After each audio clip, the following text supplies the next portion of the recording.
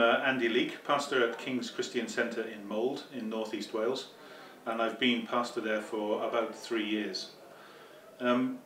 We've been on a mission, on a journey, and I just want to share a bit of that journey with you.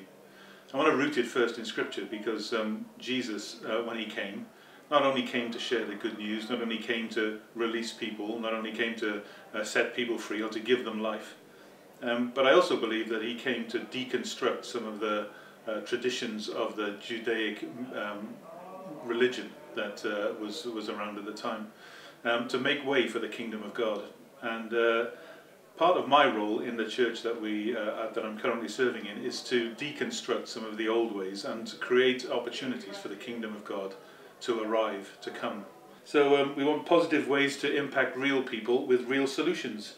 And some of those things that we've done, we try to join up services. So we've joined in with lots of other people. We've joined in with other churches. We've joined in with local services. We've joined in with the local health board. We've joined in with local politicians and have a voice. And that voice needs to be credible and relevant. Have we got something to say to society? Well, if we as Christians have nothing to say, then are we really Christian at all? And that for me seems to be quite an important thing to do. We've also taken a new approach to leadership. I said about deconstructing leadership, but what are we putting in its place?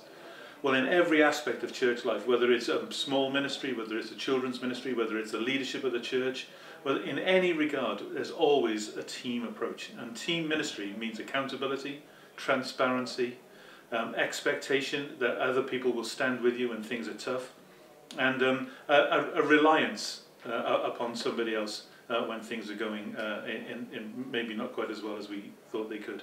And the final point, which kind of links them all together, is socially entrepreneurial leadership.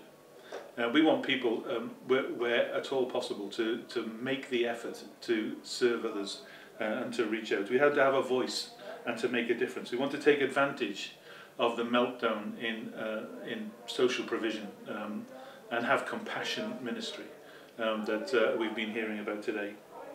There is a fear, of course, that some of this will compromise the gospel.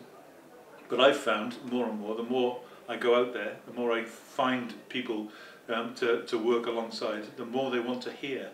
And in fact, there is no fear. The fear is just a voice from the enemy that tells me not to go and do this. But actually, people want to hear. People want to know that the church should be at the centre of society, not on the fringes. So relevant, reinvented church, fit for purpose, distinctively involved. That is the goal. And I want to say to you today that the journey is exhilarating and frightening. But I want to pose you a question as I finish. What have we got to lose?